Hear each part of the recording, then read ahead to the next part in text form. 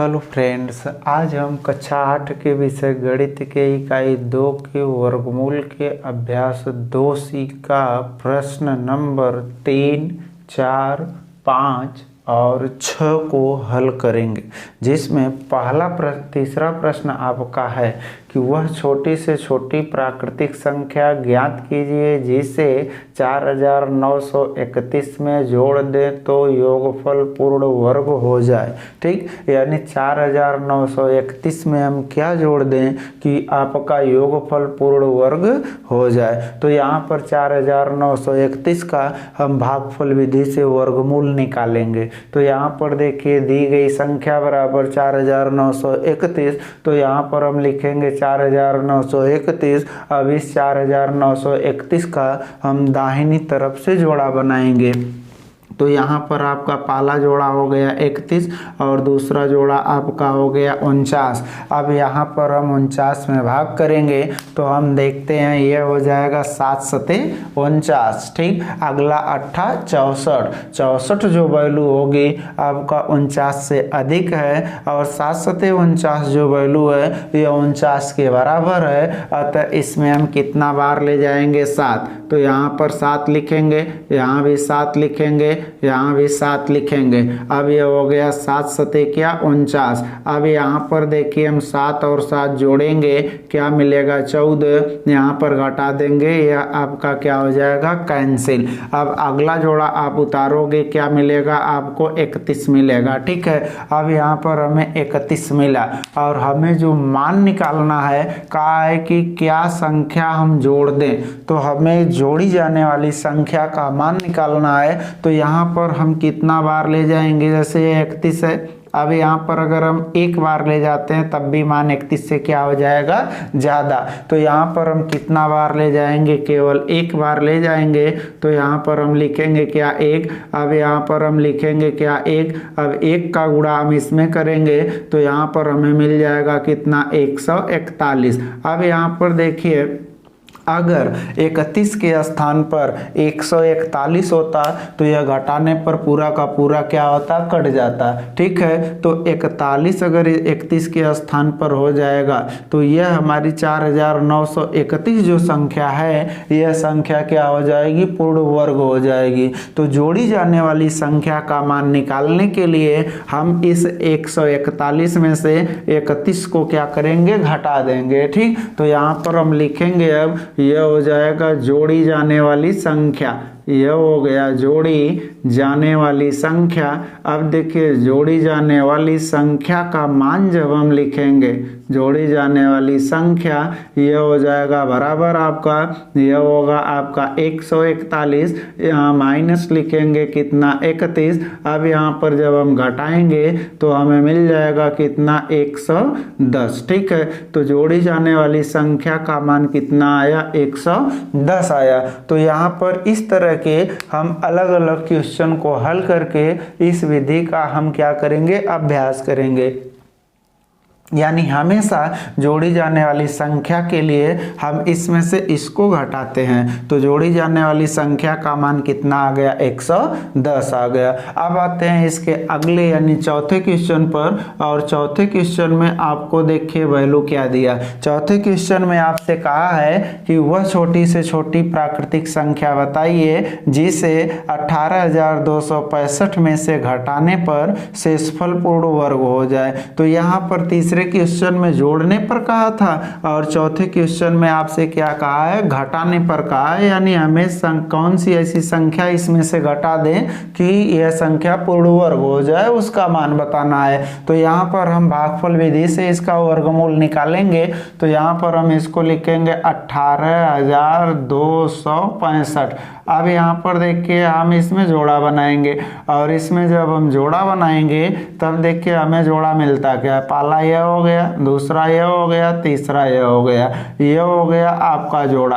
अब यहाँ पर देखिए यहाँ पर इस तरफ से जो पहला जोड़ा है इसमें केवल आपका क्या है? 1 है। अब यहाँ पर जब 1 है तो हम 1 1 कम 1 करेंगे, 2 दूनी 4 करेंगे। 4 1 से ज्यादा है यानी 2 बार आपका जाएगा नहीं, आप बार ले जाएंगे कितना? 1। ठीक है, तो यहाँ पर आप एक बार ले जाइए, यहाँ पर हम लिखेंगे एक, यहाँ पर भी हम लिखेंगे एक, यहाँ पर भी हम लिखेंगे एक। अब ये हो गया एक एक कम कितना एक, यहाँ पर एक एक जोड़ देंगे दो, यहाँ एक में से एक घटेगा कैंसिल, अगला जोड़ा आप उतारेंगे कितना 82, यहाँ पर हम 2 को छोड़ देंगे। अब जब हम 2 को छोड़ेंगे तो हम 8 में 2 का भाग करेंगे, 2 चौक 8 4 बार जाएगा, लेकिन जब 4 चौका 16 और 4 दूनी 8 एक हासिल जोड़ेंगे तो यहाँ पर 9 आ जाएगा। ठीक है, यानी हम 4 बार नहीं ले जाएंगे, हम बार ले जाएंगे कितना 3। तो यहाँ पर हम लिखेंगे कितना 3, यहाँ पर भी हम लिखेंगे 3, यहाँ पर भी हम लिखेंगे 3। अब ये हो गया 3 त्रिका कितना 9, ये हो गया 3 दूनी कितना 6, हम 3 और 3 जोड़ेंगे 6, यहाँ पर ये हो जाएगा 2। अब यहाँ पर 12 में से 9 घटा देंगे 3, अब 7 में से 6 घटा देंगे ये 1, अगला जोड़ा उतार लेंगे हम 65। अब यहाँ पर देखिए 5 छोड़ेंगे, ठीक। अब यहाँ पर हम 6 छोड़ेंगे, अब यहाँ पर हम 6 यह छोड़ देंगे, यहाँ 13 है, यहाँ 2 है। अब देखिए हम 13 में 2 का भाग कर देंगे, 13 में जब 2 का भाग करेंगे तो 6 बार जाएगा, और 13 में 2 का भाग करेंगे तो यह 6 बार जाएगा, और जब हम 6 बार ले जाएंगे तो हमारी वैल्यू इससे ज़्यादा हो जाएगी। ठीक, इसके लिए हम कितना बार ले जाएंगे 5, तो यहाँ पर हम लिखेंगे 5। ठीक है, यहाँ पर 5, यहाँ पर भी हम 5 लिखेंगे, यहाँ पर भी हम 5 लिखेंगे। ठीक है, अब हम 5 का इसमें गुणा कर देंगे, यानी जब हम 6 बार इसमें ले जा रहे थे तो 6 का गुणा जब करते तो वैल्यू जो यहाँ पर हमारी आती वह 1365 से ज़्यादा हो जाती। ठीक है, और 1365 से जब वैल्यू ज़्यादा हो जाती तो हम जोड़ी जाने वाली संख्या का मान निकालते, लेकिन इस क्वेश्चन में हमें कौन सी संख्या का मान निकालना है, घटाई जाने वाली संख्या का। और घटाई जाने वाली संख्या का मान निकालने के लिए हमारा वैल्यू हमेशा इससे क्या होना चाहिए, कम होना चाहिए, और इससे कम के लिए हम कितना बार ले जाएंगे, 5 ले जाएंगे। अगर इसी स्थान पर कह देता जोड़ी जाने वाली संख्या, तो यहाँ पर इस वैल्यू से मान हमेशा कितना आना चाहिए, ज़्यादा, यानी मान 1365 से ज़्यादा आना चाहिए। कब, जब हम मान निकालेंगे जोड़ी जाने वाली संख्या का, और जब हम मान निकालेंगे घटाई जाने वाली संख्या का, तो यहाँ पर हमारी जो वैल्यू आनी चाहिए वो इस 1365 से क्या आनी चाहिए, कम आनी चाहिए। तो यहाँ पर हम बार ले जाएंगे कितना 5, तो यहाँ पर हम 5 का गुणा कर देंगे तो ये हो जाएगा 5 बचे कितना 25, ये 5 छक 30, 2 कितना 32, 5 दूनी 10 और 3 कितना हो गया 13। अब यहाँ पर देखिए यह 1365 है और यह 1325 है। अगर 1365 के स्थान पर 1325 रहता तो यह एक दूसरे से कैंसिल हो जाता, और जब यह एक दूसरे से कैंसिल हो जाता तो यह संख्या आपकी पूर्ण वर्ग कहलाती। तो यहाँ पर देखिए यह दोनों एक दूसरे से कैंसिल नहीं हो रहा है, तो हम 1365 में से 1325 को घटाएंगे, जो वैल्यू हमें मिलेगी वह वैल्यू हम 18,265 में से घटा देंगे, तब हमें जो संख्या मिलेगी वह संख्या हमारी पूर्ण वर्ग संख्या कहलाएगी। तो यहाँ पर हम मान निकालेंगे घटाई जाने वाली संख्या। अब देखिए जब लिखेंगे यहाँ पर घटाई, यह होगा जाने वाली संख्या। अब देखिए घटाई जाने वाली संख्या का मान हमें मिलता क्या है, घटाई जाने वाली यह हो गया संख्या बराबर, अब आप क्या करिए 1365 में से यह होगा 1365 माइनस यहाँ पर हो जाएगा 1300 कितना 25, 1365 में से आप 1325 को घटा दीजिए, और 1365 में से हम 1325 को घटाएंगे तो हमें मान मिलेगा कितना 40। ठीक है, तो यह देखिए अगर हम यहाँ पर 18,265 में से अगर 40 को घटा दें तो हमें जो मान मिलेगा वह क्या होगा, पूर्ण वर्ग संख्या, यानी जो संख्या मिलेगी वह संख्या कैसी संख्या होगी, पूर्ण वर्ग संख्या होगी। अब इसके बाद देखिए आते हैं हम इसके 5वें सवाल पर। 5वें सवाल में कहा है कि 5 अंकों की बड़ी से बड़ी संख्या बताइए। ठीक, 5 अंकों की बड़ी से बड़ी पूर्ण वर्ग संख्या बताइए, यानी हमें 5 अंकों की बड़ी से बड़ी पूर्ण वर्ग संख्या बताना है। तो 5 अंकों की हम सबसे बड़ी संख्या लेते हैं। तो यहाँ पर देखिए जब हम इसको हल करेंगे तो यहाँ पर हम लिखेंगे 5 अंक की, यह हो जाएगा 5 अंक की। 5 अंक की बड़ी से बड़ी संख्या, 5 अंक की बड़ी से बड़ी संख्या। अब देखिए 5 अंक की बड़ी से बड़ी संख्या हमें मिलती क्या है, यह हो जाएगा 9, 9, 9, 9 और 9। यानी अगर हमें जैसे बड़ी से बड़ी संख्या पूछता है तो जितने अंक की बड़ी से बड़ी संख्या पूछता है उतनी बार हम 9 लिख देते हैं। जैसे अगर 1 अंक की बड़ी संख्या 9, 2 अंक की बड़ी संख्या 99, 3 अंक की बड़ी संख्या 999। ठीक, तो यहाँ पर आपसे पूछा है 5 अंक की बड़ी से बड़ी पूर्ण वर्ग संख्या, तो हम 5 अंक की बड़ी से बड़ी संख्या लिखेंगे। अब हमें इस संख्या के आधार पर हम पूर्ण वर्ग संख्या खोजना है, वह भी कितने अंक की, 5 अंक की। तो यहाँ पर हम भागफल विधि से वर्गमूल निकालेंगे। यह हो गया आपका 99,999। ठीक है, यह हो गया आपका 99,999। अब हम भागफल विधि से इसका वर्गमूल निकालेंगे और उसके आधार पर हम बड़ी से बड़ी संख्या खोजेंगे। तो यहाँ पर हम इसमें जोड़ा बनाएंगे, दाहिनी तरफ से पहला, यह दूसरा, यह तीसरा। अब यहाँ पर हम देखेंगे, यहाँ पर यह जोड़ा है, इसमें केवल एक नंबर 9 है आपका। ठीक, अब हम 9 में भाग देंगे तो बताइए 3 त्रिक का 9, 9 के बराबर, 4 चौक का 16, 9 से बड़ा हो गया, यानी हम कितना बार ले जाएंगे, केवल 3। तो यहाँ पर हम लिखेंगे 3, यहाँ पर हम लिखेंगे 3, यहाँ पर हम लिखेंगे 3, और यह 3 त्रिक का क्या हो गया, 9। 3 3 जोड़ देंगे 6 मिलेगा, 9 में से 9 घटा देंगे, कैंसिल। अगला जोड़ा हम उतार लेंगे, कितना, 99, यहाँ पर 9 छोड़ देंगे। अब यहाँ ये 9 बचा, ये 6 बचा। अब हम 9 में 6 का भाग करेंगे, 6 1 कम 6, एक बार जाएगा। यहाँ पर हम क्या लिख देंगे, 1, यहाँ पर भी हम क्या लिख देंगे, 1। अब इसके बाद हम इसका गुणा कर देंगे तो हमें मिल जाएगा यहाँ पर कितना, 61। अब इसके बाद 1 1 जोड़ दीजिए, 2, यहाँ पर लिखेंगे 6। अब हम 9 में से 1 घटा देंगे, 8 मिलेगा। यहाँ 9 में से 6 घटा देंगे, 3 मिलेगा। हम अगला जोड़ा उतार लेंगे, कितना, 99, यह हो गया हमारा 99। अब इसके बाद हमें इसमें भाग करना है, तो यहाँ से हम 9 छोड़ेंगे, यहाँ से हम 9 छोड़ेंगे, तो यहाँ से हम 2 छोड़ देंगे। अब यहाँ पर देखिए यह क्या है, 6, और यह क्या है, 38। हम 38 में 6 का भाग करेंगे, तब बताइए 6 का 36, इससे कम ही हमें रखना है। तो 6 का 36, यानी हम बार कितना ले जाएंगे, 6। यहाँ पर भी हम कितना लिखेंगे, 6, यहाँ पर भी लिखेंगे 6। अब यहाँ पर हम इसका गुणा करके इसके नीचे लिख देंगे। ठीक, तो यह हो गया आपका 6 का 36। यहाँ पर 6 दूनी 12, 3 कितना होगा, 15।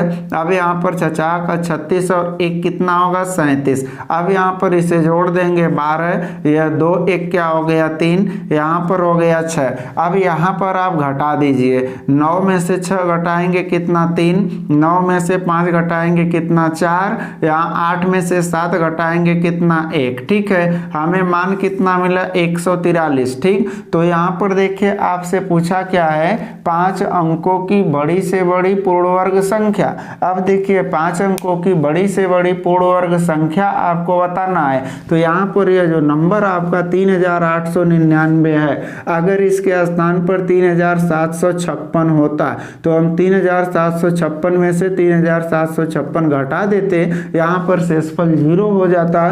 और जब शेषफल 0 हो जाएगा तो यहाँ पर लिखी गई संख्या कैसी संख्या कहलाएगी, पूर्ण वर्ग संख्या कहलाएगी। तो यहाँ पर देखिए हमें पूर्ण वर्ग संख्या का मान निकालने के लिए अगर हम 99,999 में से 143 घटा देंगे तो हमें जो संख्या प्राप्त होगी वह पूर्ण वर्ग संख्या प्राप्त होगी। और कितने अंकों की होगी, 5 अंकों की होगी। तो यहाँ पर हम लिखेंगे 5 अंक की पूर्ण वर्ग संख्या, यह हो जाएगा 5 अंक की, 5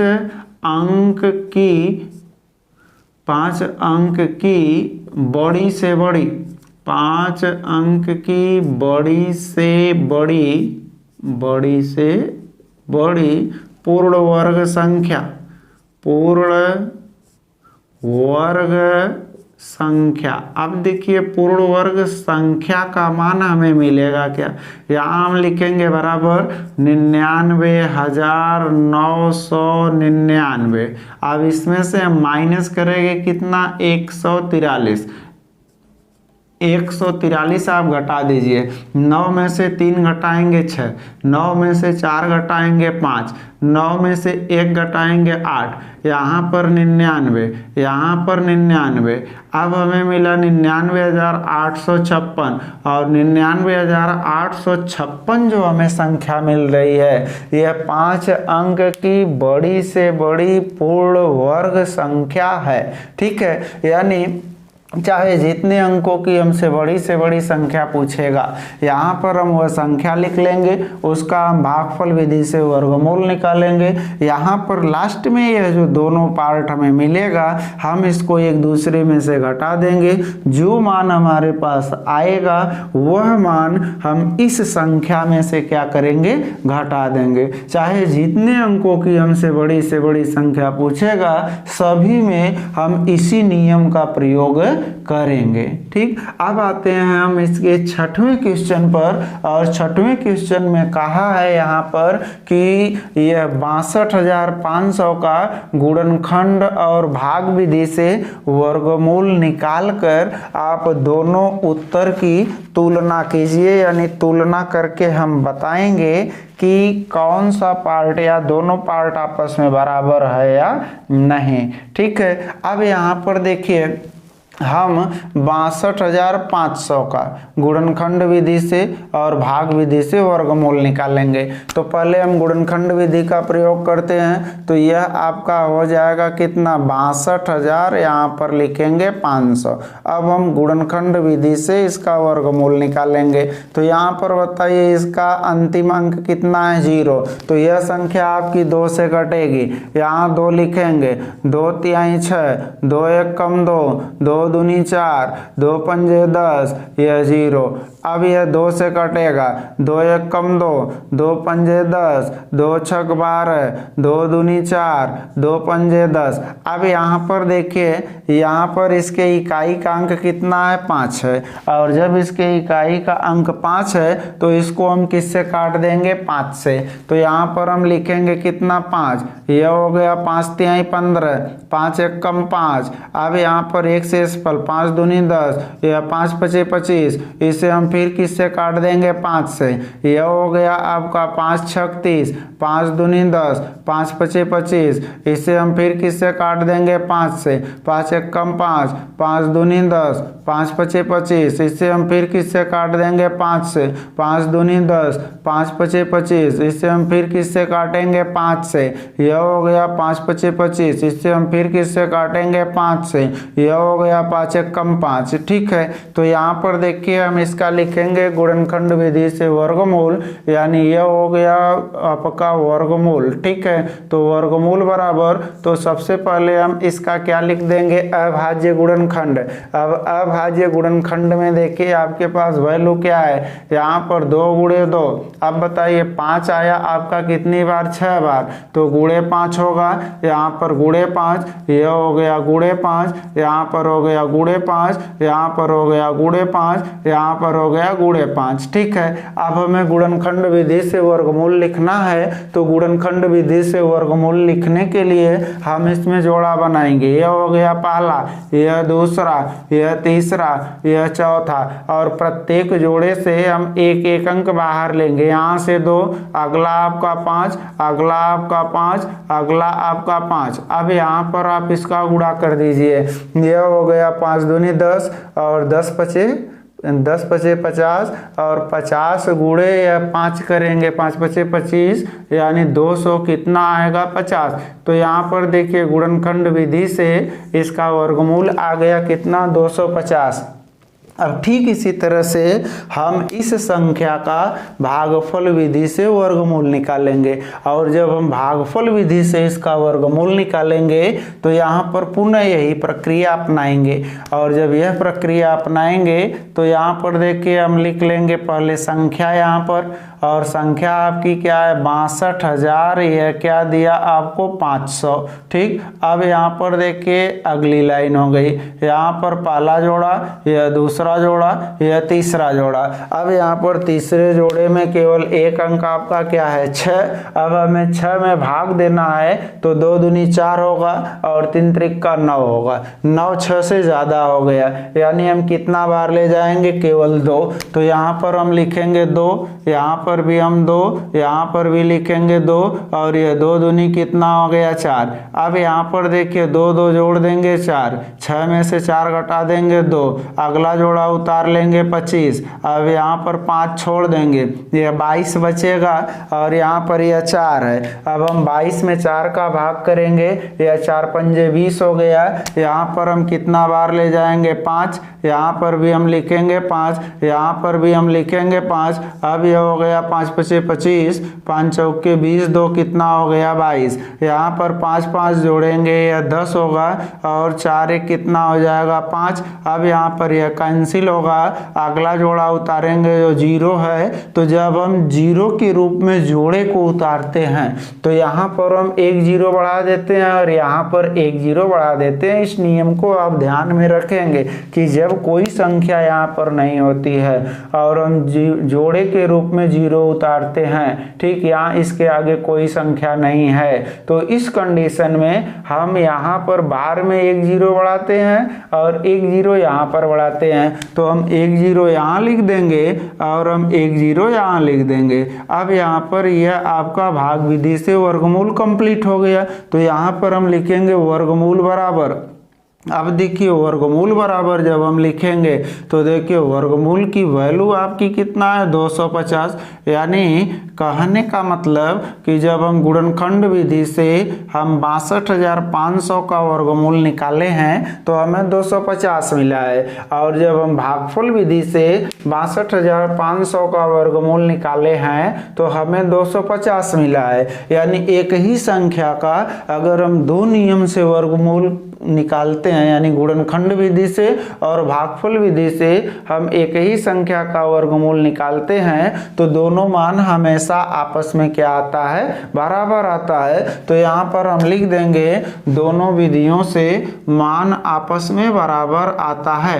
यह हो जाएगा दोनों विधियों से मान आपस में हमेशा बराबर आता है। दोनों विधियों से मान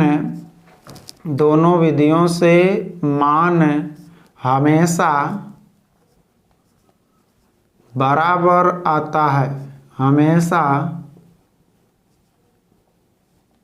बराबर आता है। यानी संख्याओं का वर्गमूल हम चाहे गुणनखंड विधि से निकालें चाहे भागफल विधि से निकालें, दोनों विधियों से मान हमेशा बराबर आता है। तो यह था आपका अभ्यास 2C का क्वेश्चन 3, 4, 5 और 6, जिसको आप लोग आसानी से समझे होंगे, और इस तरह के क्वेश्चन को आप हल करके आप अभ्यास करेंगे जिससे इस तरह का क्वेश्चन आपको आसानी से समझ में आ जाए।